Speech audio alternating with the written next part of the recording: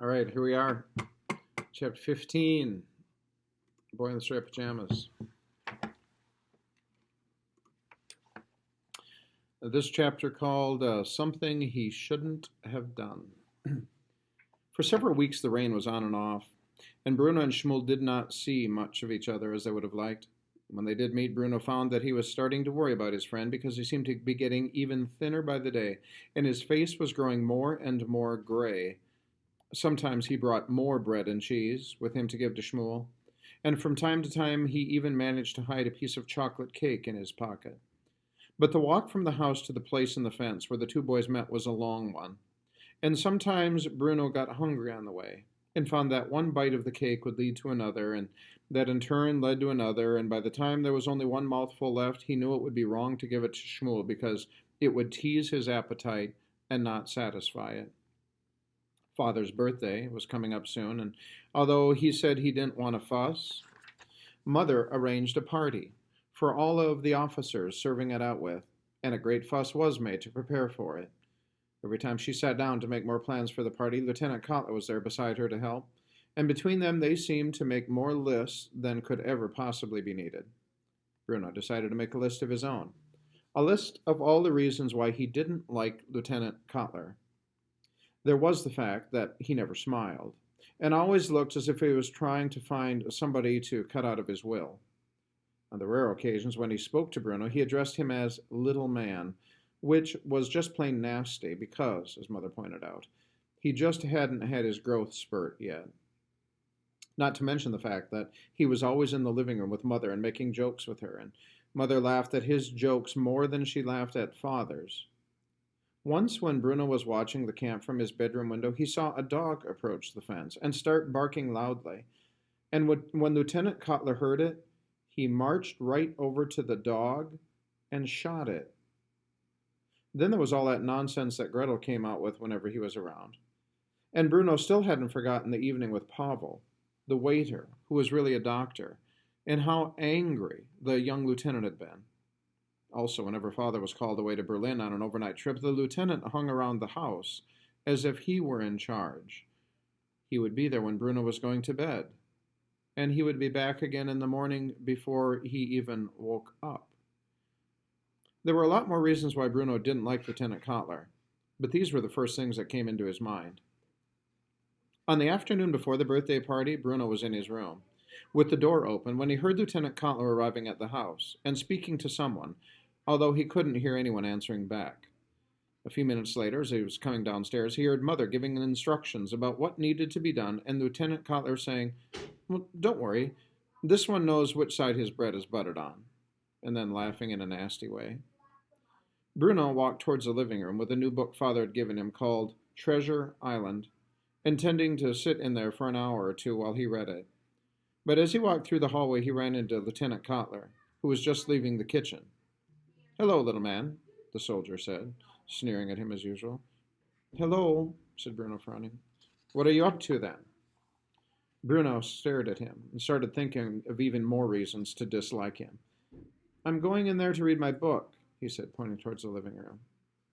Without a word, Cotler whipped the book out of Bruno's hands and started to flick through it.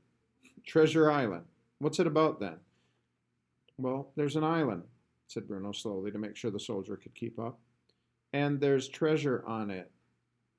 "I could have guessed that," said Cotler, looking at him as if there were things that he would do to the boy if he were a son of his and not the son of the commandant. "Tell me something I don't know about." "Well, there's a pirate in it," said Bruno, "called Long John Silver, and a boy called Jim Hawkins." "An English boy?"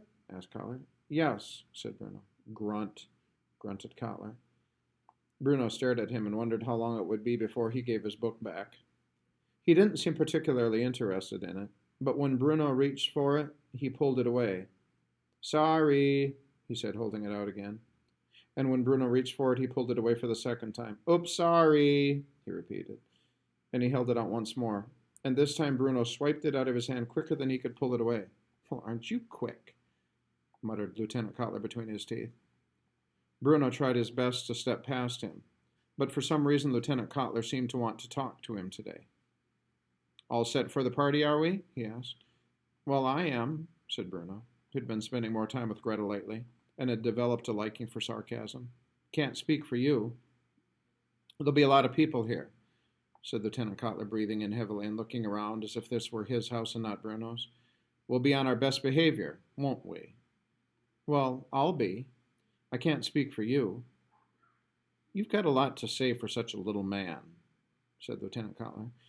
Bruno narrowed his eyes and wished he were taller and stronger and 8 years older.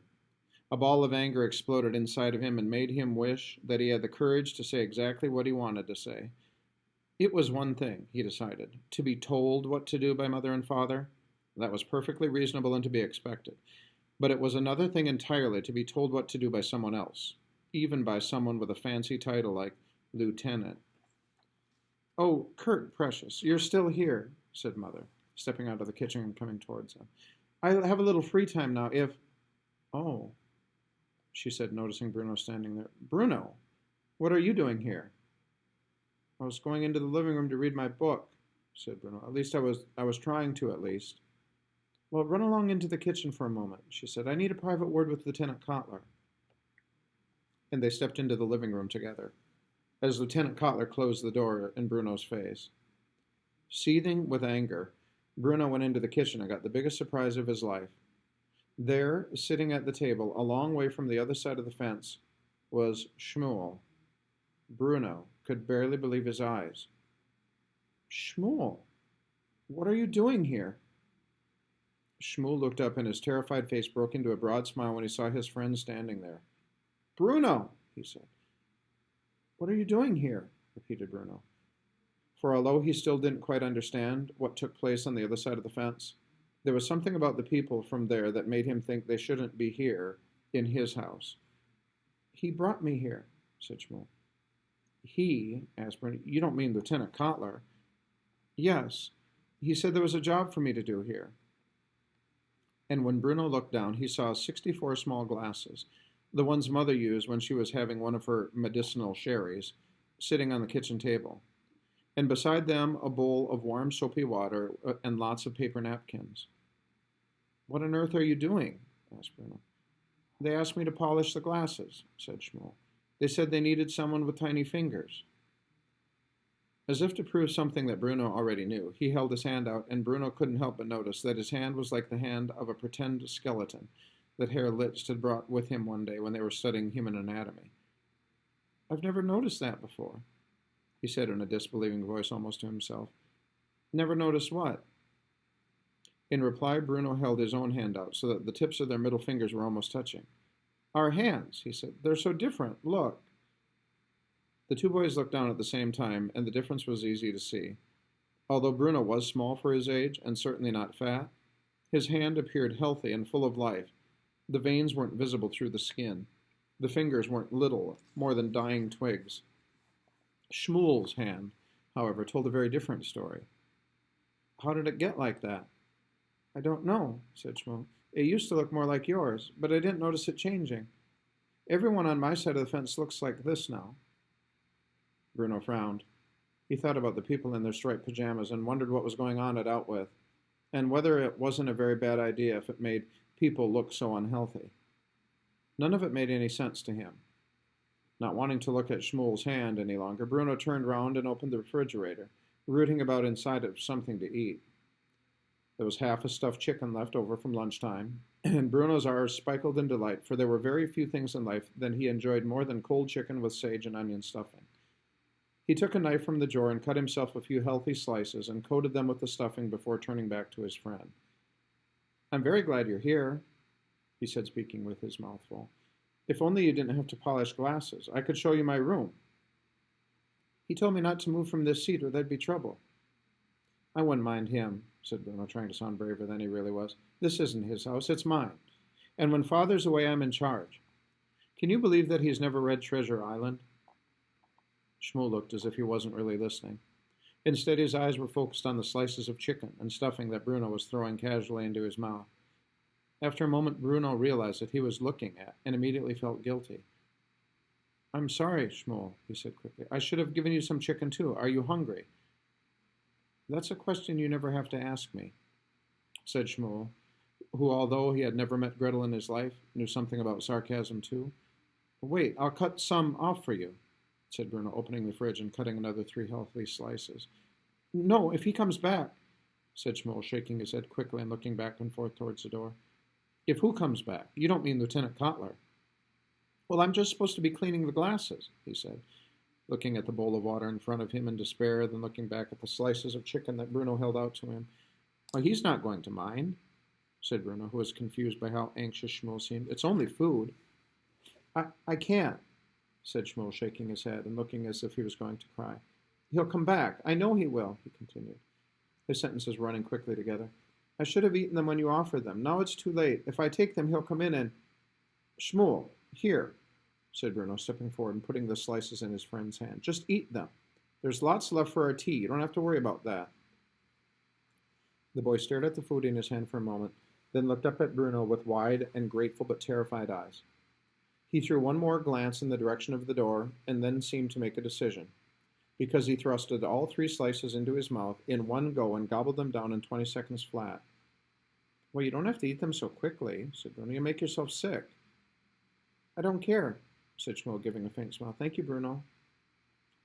Bruno smiled back, and he was about to offer him some more food, but just at that moment Lieutenant Cotler reappeared in the kitchen, and stopped when he saw the 2 boys talking.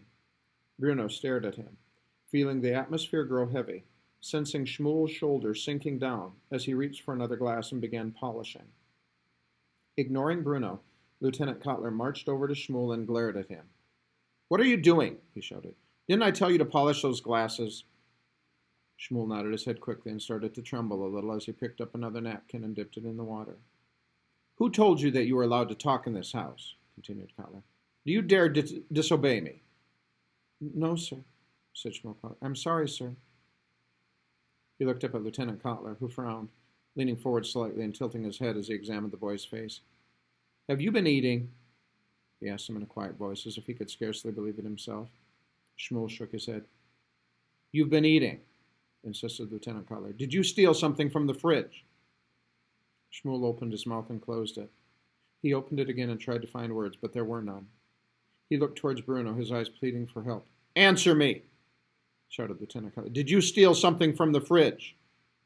No, sir, he gave it to me, said Schmoll, tears welling up in his eyes as he threw a sideways glance at Bruno. He's my friend, he added. Your... began Lieutenant Cotler, looking across at Bruno in confusion. He hesitated. What do you mean he's your friend? He asked. Do you know this boy, Bruno? Bruno's mouth dropped open, and he tried to remember the way you used your mouth if you wanted to say the word yes. He'd never seen anyone look so terrified as Schmoll did at that moment, and he wanted to say the right thing to make things better. But then he realized that he couldn't, because he was feeling just as terrified himself. Do you know this boy? Repeated Cotler in a louder voice. Have you been talking to the prisoners? He was here when I came in, said Bruno. He was cleaning glasses.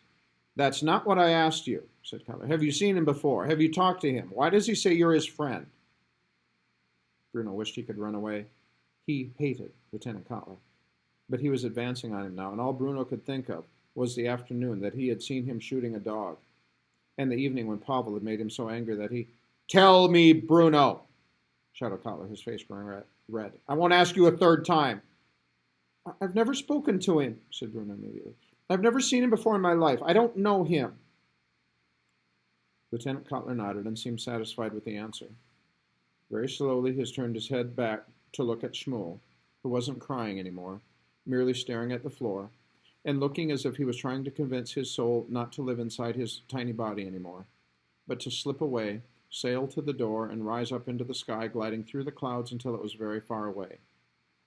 You will finish polishing all these glasses, said Lieutenant Cotler in a very quiet voice now, so quiet that Bruno almost couldn't hear him. It was as if all his anger had just changed into something else, not quite the opposite, but something unexpected and dreadful. And then I will come and collect you and bring you back to the camp, where we will have a discussion about what happens to boys who steal. Is this understood? Yes? Schmoll nodded and picked up another napkin and started to polish another glass. Bruno watched as his fingers shook and knew that he was terrified of breaking one. His heart sank, but as much as he wanted to, he couldn't look away. Come on, little man, said Lieutenant Cotler, coming towards Bruno now and putting an unfriendly arm on his shoulder. You go to the living room and read your book and leave this little to finish his work. He used the same word he had used to Pavel when he sent him to find the tire. Bruno nodded and turned round and left the kitchen without looking back.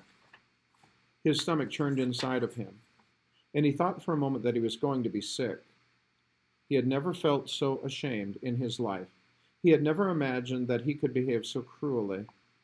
He wondered how a boy, who thought he was a good person, could really act in such a cowardly way toward a friend. He sat in the living room for several hours, but couldn't concentrate on his book, and didn't dare go back to the kitchen until later that evening, when Lieutenant Kotler had already come back and collected Shmuel and taken him away again. Every afternoon that followed, Bruno returned to the place in the fence where they met, but Shmuel was never there. After almost a week, he was convinced that what he had done was so terrible that he would never be forgiven. But on the seventh day, he was delighted to see that Shmuel was waiting for him, sitting cross-legged on the ground, as usual, and staring at the dust beneath him. "Shmuel!" he said, running towards him and sitting down, almost crying with relief and regret. "I'm so sorry, Shmuel. I don't know why I did say it. Say you'll forgive me."